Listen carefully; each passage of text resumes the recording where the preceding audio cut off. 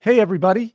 Welcome to MFSM The Hub. It is Thursday, 12:30 Eastern Time, 9:30 a.m. Pacific for La La Land for Ross over there, which means it's time for our Thursday weekly waiver wire show, our quick hitting one.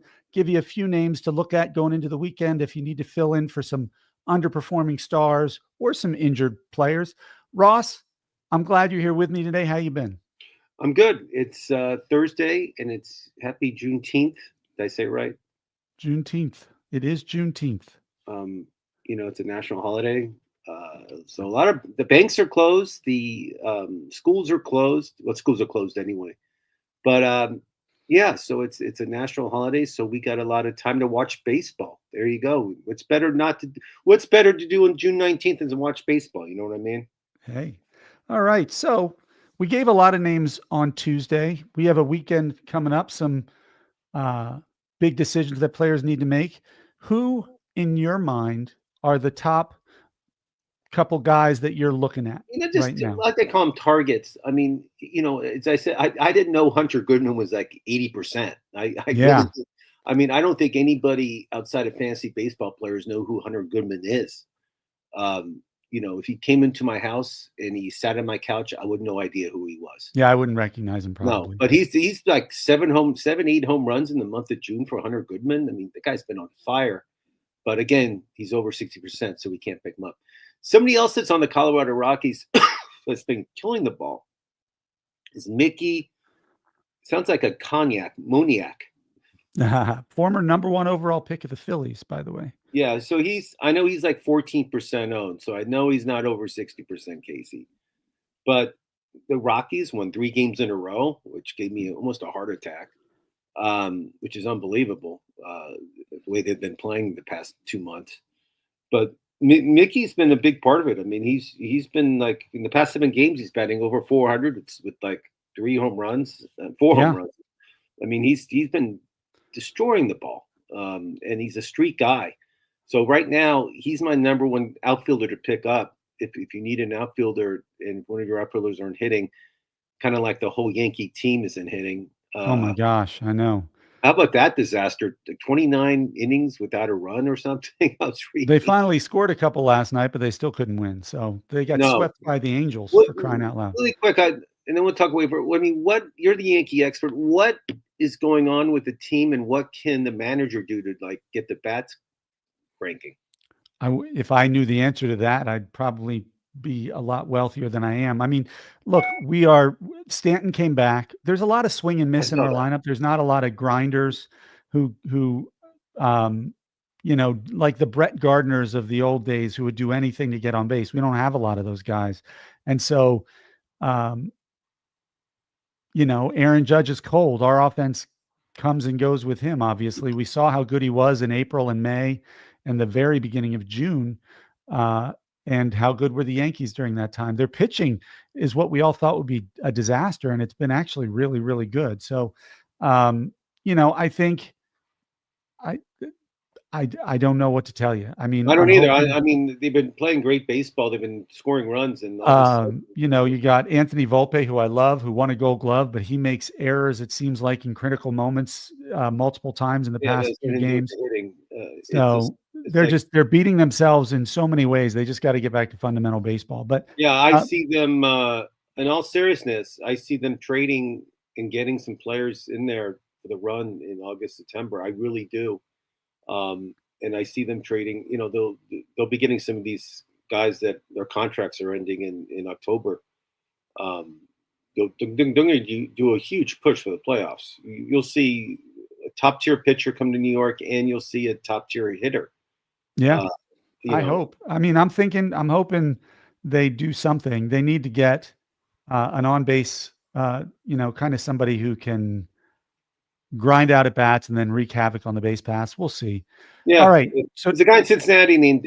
I think Hugh said he was going to be a bust last year. Ellie De La Cruz, and his contract's over. The Reds can't afford him, so there you go. yeah, he'll demand big money from somewhere. You know who I'm looking at, and he's not even playing in the majors right now. He's currently suspended, is Jerkson Profar.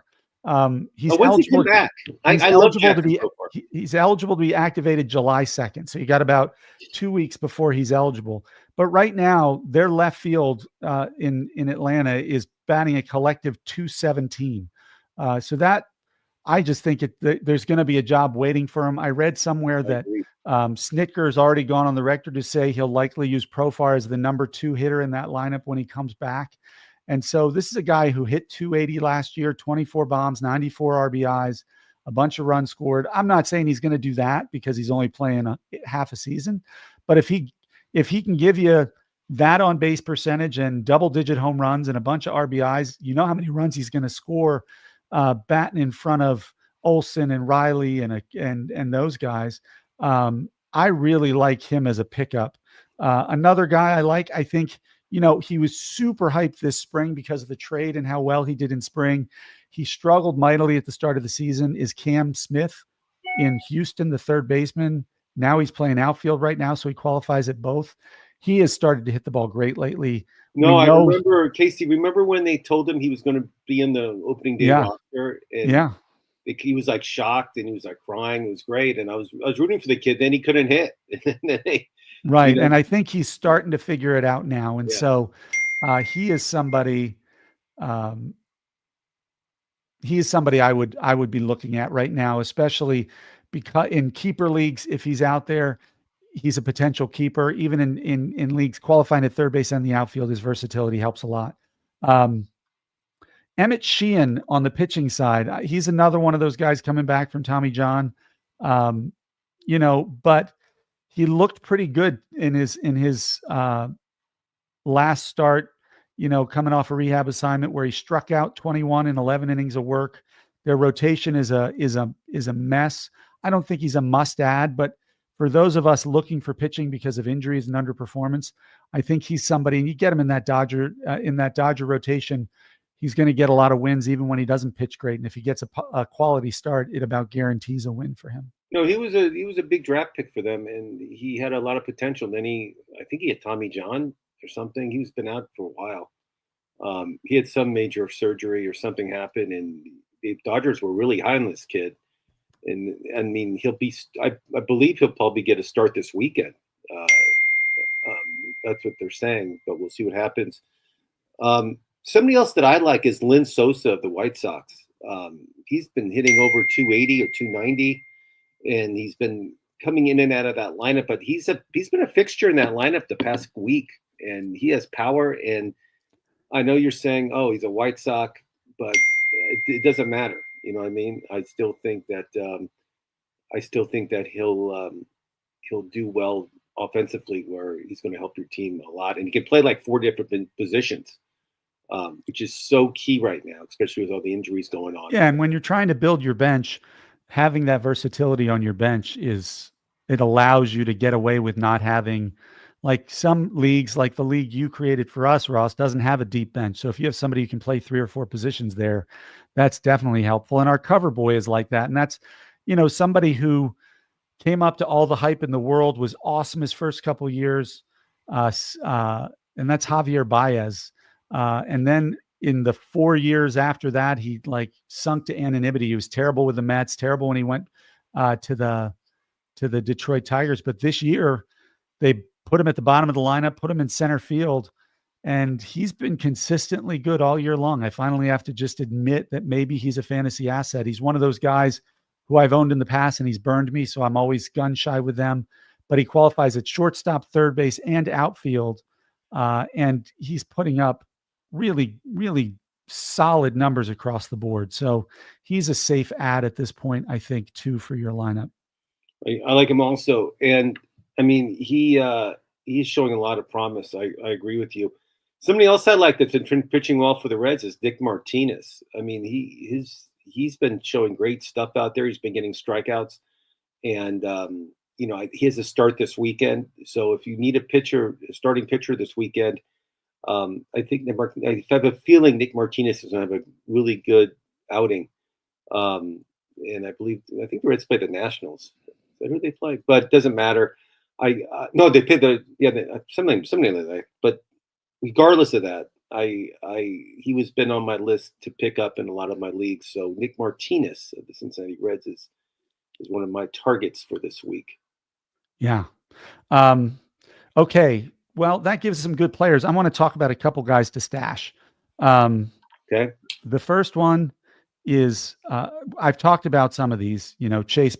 Chase Burns, the starter for the Reds. I think he's got to come up soon. I think he's overtaken Bubba Chandler as the top pitching prospect in the minors. But I also want to bring up Joe Boyle, and you'll say, "Who's Joe Boyle?" Well, Who? he's a pitcher for the Tampa Bay Rays. Technically not a prospect, but he's in the minors, so he's a stash. Did a spot start on April 13th, only threw 5 no-hit innings with 2 walks and 7 Ks. Oh, he And stinks. and he's been absolutely dynamite in How the old is he? minors this year. Oh, do you know what I'm not exactly you sure don't how know? old he is, but he's got 73 strikeouts and 59 innings with only a .93 WHIP and a 1.5 ERA. 9 strikeouts and 5 innings in his last outing.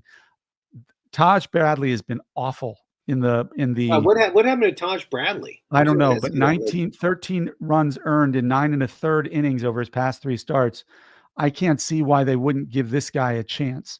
And so he's somebody who I would be looking to stash. And also going along with that same theme with the Tampa Bay Rays, I got to imagine Chandler Simpson's going to get another shot here. Um, it's he was decent when he was in the majors, and he's been really good since he went back to the minors. And Josh Lowe hasn't been great. You can always use the speed that he gives you. So he's a difference maker on the base pass. And so I think that's somebody who will get another chance sometime pretty Tampa soon. Bay's been playing really good baseball too. They've been looking really Well, good. the Yankees have made the AL East competitive again because of their 6-game losing streak or whatever it Yeah, is. So 6 games, no hitting. Offense is stagnant, and I'm sure New York, that press in New York, oh my gosh, you know how much they're putting everybody under the bus. I am I don't think assuming it is horrible. Boone will get fired, but I'm sure there's talks that who else can they bring in? But it always happens in New York. And I want to congratulate you, Casey. You bought the LA Lakers yesterday. You're part of Yeah. Yeah. I finally, I cashed in some of my investments and spent the $10 billion and yeah, congratulations. yeah, How about that? I mean, $10 that, billion for a a guy majority buys, at stake. Not even they're not the sole owners. They just have a majority stake. right. That's insane. But I mean, Jerry Buss bought the team for 67 million, and now it's worth 10 billion. So if the majority leads it's 51%, let's say that's the percentage. Yeah. That means Um, it's a $19 billion franchise. yeah, and he has 6 kids, so I think they all get a piece of. So they all walk away with like 500 million.